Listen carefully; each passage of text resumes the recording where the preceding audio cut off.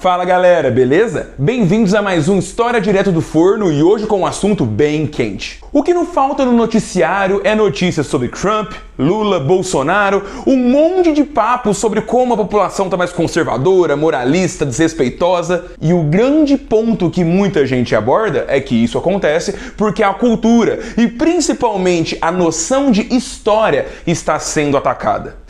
Mais do que isso, as escolas estão diminuindo as aulas de humanas, as pessoas estão lendo menos e justamente isso faz com que as pessoas acabem cometendo os mesmos erros do passado. Mas e se eu te contar que essa argumentação não funciona? Muita gente vai ficar com a pulga atrás da orelha com essa afirmação, mas ela é bem verdade e eu vou sustentar ela no vídeo. Mas antes você já sabe, deixa aí o gostei no vídeo, se inscreve no canal e se curtiu, compartilha com os amigos. Agora sem papo furado, vamos logo pro vídeo. Você estudou história? Esse tipo de argumentação é muito encontrada nas redes sociais e acho que reflete bem no tema que eu quero falar aqui. O grande ponto é entender a história como algo pedagógico. A natureza de aprender história envolve você conhecer os grandes genocídios, tragédias, atos descomunais que provocaram coisas muito ruins para a gente não fazer isso agora nas nossas sociedades. Dessa maneira, quando um professor de história ensina a sua matéria, ele precisa fazer com que o aluno perceba o que ele não deve repetir. Senão, ele simplesmente não aprendeu história. E essa afirmação, por mais que pareça muito crítica e moderna, na verdade ela acaba se amparando em tradições antiquíssimas. Quando falamos de antiguidade, os gregos e os romanos tinham essa ideia da história extremamente narrativa e que tinha o objetivo máximo de educar as civilizações. Se você soubesse como a história começou, a narrativa que fez aquele povo se tornar aquele povo, você acabaria entendendo para onde você deveria ir. E isso faz muito sentido porque na antiguidade clássica nós temos duas ideias muito fortes. Primeiro, uma ideia de destino. Dessa maneira, os povos têm destinos e se você conhece o começo desse percurso, você vai saber onde você tem que chegar. Não à toa, você tem a popularidade dos oráculos. Além disso, nós temos uma ideia que, por mais que varie de muitos intelectuais em séculos diferentes, acaba sendo uma ideia cíclica de tempo. Seja que o tempo se repete, mas também uma ideia que, enquanto o tempo vai se repetindo, a sociedade vai entrando em espiral, como se em círculos a humanidade começou em um momento muito bom e vai acabar em um lugar muito ruim. O maior expoente dessa ideia, inclusive, é Hesíodo, que tem toda uma obra para falar de como, quando os deuses criaram a Terra, tudo era a Idade de Ouro, uma época onde as pessoas não sentiam dor, tristezas, fome, e naquela época os deuses e também as maiores criaturas viviam na Terra, depois passando pela Idade de Prata, a Idade de Bronze, a Idade de Ferro, até chegar na Idade Humana, a pior de todas, a mais decadente. É uma ideia que a gente vê muito, por exemplo, em Platão. Essa ideia clássica, então, de uma história cíclica justificava a história ser pedagógica porque ao você aprender de onde você veio, você iria inclusive se deparar com situações muito semelhantes, onde você deveria tomar ações dentro do seu contexto. Então, aprender os erros do passado ou mesmo os acertos do passado poderiam, claro, fazer com que você sentisse melhor a sua vida, tomasse melhores ações, embora no fim seria tudo decadência mesmo. Em Roma, isso ampara muito a ideia de Cícero, por exemplo, um dos maiores intelectuais romanos que falava o tempo todo da história em um sentido narrativo e também de pedagogia. Então, entender a história, entender os grandes estadistas, os grandes filósofos, embasava você tomar boas atitudes na sua vida, já que essa visão cíclica da história acaba te obrigando a tomar tal para você não ser menosprezado, para você não acabar morrendo, entre outras coisas. Não à toa, existe uma popularidade enorme de textos na Roma Antiga, principalmente amparados tanto nessa tradição filosófica que se misturava muito com literatura, mas também com essa tradição de certos historiadores, no sentido clássico da palavra, que são os primeiros caras que vão fazer uma investigação histórica, se amparando em evidências que nós chamamos hoje de fontes históricas. Os mais famosos, claro, nós temos tanto o Tucídides, mas principalmente o pai da história, o Heródoto. Então, quando nós vemos essas contribuições que esses dois historiadores vão fazer, nós temos, junto às análises narrativas e filosóficas da Grécia, todo o amparo cultural que vai mobilizar Cícero, mas também autores como Plutarco em Vidas Paralelas e Suetônio em A Vida dos 12 Césares, que colocavam principalmente para a elite romana, os patrícios, mas também para os senadores, mas também para o imperador na época do Império, eles vão trazer sempre esses exemplos do que fazer, justamente para manter a harmonia do reino, ou do Império, ou da República. Então você vai ter esse tipo de análise e objetivo da história. E mais do que isso, você também, claro, como ideal, essa questão de passar boas práticas, mas também isso não ampara do modo que eles faziam história, já que tanto o Suetônio como o Plutarco eram grandíssimos fofoqueiros que falavam muita coisa e inventavam muita coisa e depois iam educar as futuras elites romanas. Então, a gente vê que teoria e prática também variam muito. Com o advento do cristianismo, ainda em Roma, essa visão cíclica da história acaba mudando, mas nunca de um jeito automático e não de um jeito de substituição como a gente imagina. Até porque vários filósofos, ainda num sentido mais cristão e que bebiam muito desse mundo greco-romano, vão fazer as suas visões de mundo, e a mais famosa dela é, por exemplo, a visão da cidade de Deus, obra de Santo Agostinho, que se baseava muito em Platão e colocou justamente em sua obra a ideia de que os seres humanos deveriam seguir a Bíblia, e essa Bíblia começa num princípio determinado por Deus, que é Gênesis, e iria acabar em Apocalipse. Dessa maneira, essa visão cíclica, ela acaba dando uma ideia para uma história linear, e mais do que isso, uma história escatológica, uma história que iria acabar em algum momento e justamente com um julgamento. Dessa maneira, o Santo Agostinho fala que a história deveria ter o motivo principal de educar as almas e prepará-las para a salvação, esperando, claro, o dia do juízo. Dessa maneira, a história tem uma função pedagógica imensa, principalmente no que ele coloca na obra Cidade de Deus, justamente fazer a transição entre a cidade dos homens e alcançar a cidade de Deus, bebendo muito da base platônica, num sentido que aqui, na matéria, temos formas imperfeitas e a verdadeira existência se encontra no mundo das ideias. Para o Santo Agostinho, esse mundo das ideias está muito ligado justamente à ideia de Deus. Tanto que, para ele, esse é o maior objetivo, esse é o fim humano. Até porque, como bom cristão, ele quer que a sua sociedade seja salva e que o mundo do pecado seja abandonado para você ter o mundo da graça. Essa visão de história do Santo Agostinho foi extremamente influente na Europa Ocidental e, claro, sempre junto aos inscritos gregos, romanos, e mais do que isso, a própria Igreja Católica na sua formação vai dando cada vez mais um ar cristão para essas obras da Antiguidade.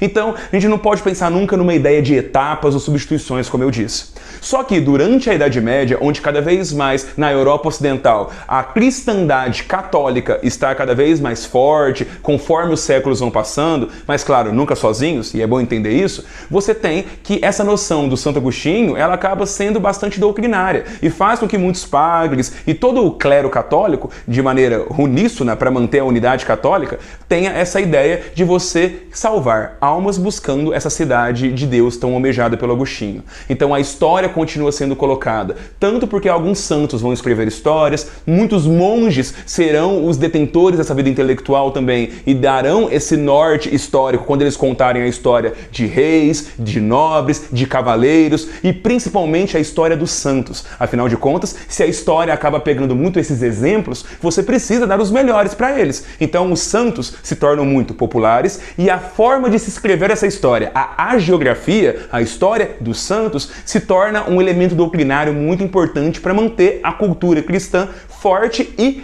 popular. E o historiador Michel Senelar, na sua clássica obra As Artes de Governar, mostra como esse tipo de ensinamento era passado para o clero, que ensinava reis de como eles deveriam governar.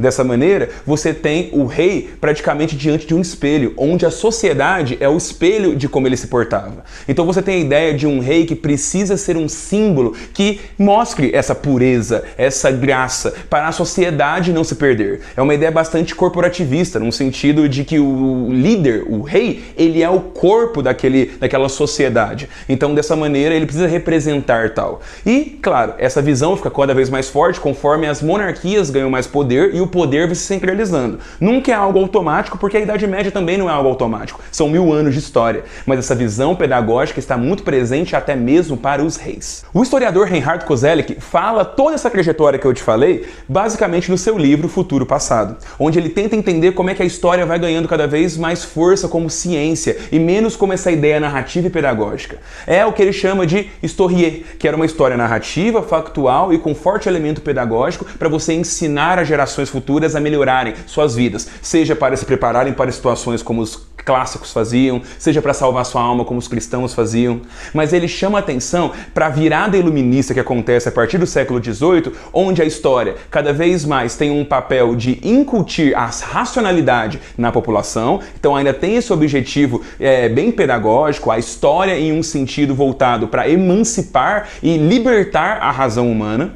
Mas conforme isso passa, no século XIX a gente tem uma grande transformação com a escola metódica, chefiada por muitos historiadores, claro que não no sentido de chefe, mas no sentido de influência, do Leopold von Ranke, um alemão que vai contribuir muito na teoria da história, colocando uma história menos historier e mais, olha o palavrão, Geschichte. Uma história científica amparada por métodos, por isso escola metódica, e que teria o fim de você entender melhor a época das pessoas. Ela teria menos esse caráter pedagógico e mais um caráter factual, de realmente narrar como as civilizações se tornaram elas, mostrar os governos, as economias, entre outras coisas. Muito focado numa história política e na figura de grandes homens, grandes civilizações.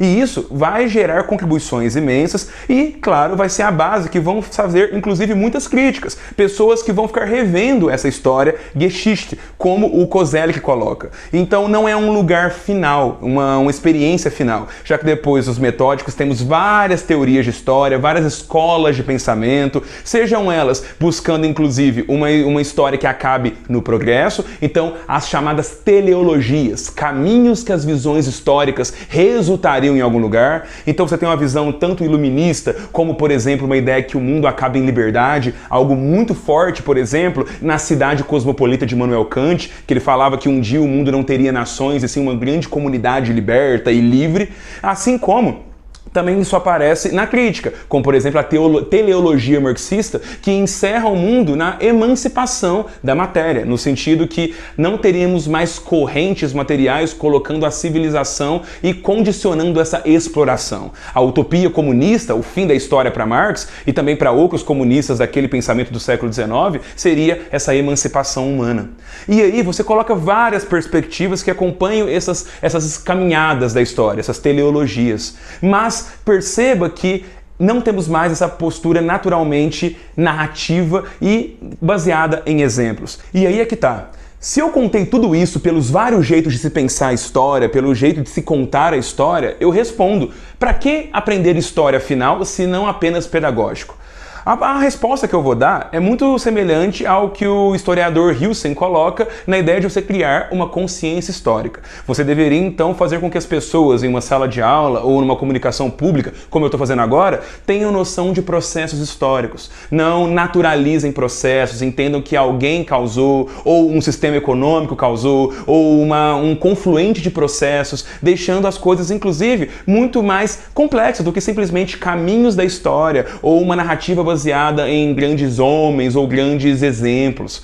A ideia que eu defendo aqui, e que hoje em dia é o mais consensual na academia, nas universidades, e que chega na sala de aula pelos professores formados, é justamente você ensinar o aluno a se posicionar perante o que ele aparece na vida, entendendo que essas coisas têm origens e o próprio tempo, ele é muito, muito diferente. Você tem vários processos históricos, várias durações, no sentido que o Fernando Brodel falava, que são várias durações de tempo que têm consequências e impactos diferentes do que a gente imagina. Então, talvez essa seria a melhor coisa. Mas, Felipe, você nega que a gente pode ter um caráter pedagógico para a história de evitar massacres e tragédias? Não, até porque a nossa história ela tem esse componente de direitos humanos baseado na nossa Constituição, nas cartas de direitos humanos e no bom senso de muitos professores. A grande questão é que nós demos esse papel para a história. Não que ela nasce com esse caráter pedagógico, é da sua quintessência.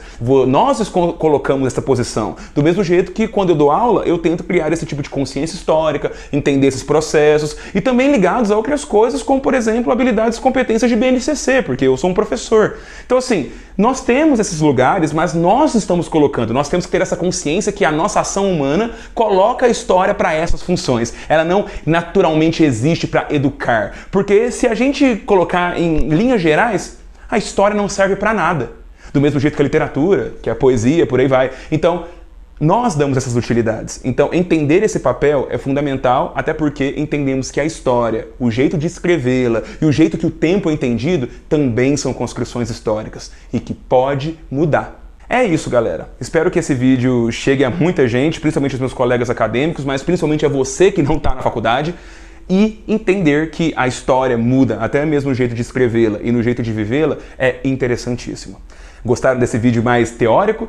Vejo vocês semana que vem, coloquem nos comentários o que acharam, deem o like no vídeo, se inscrevam no canal e galera, espero vocês para mais um História Direto do Forno.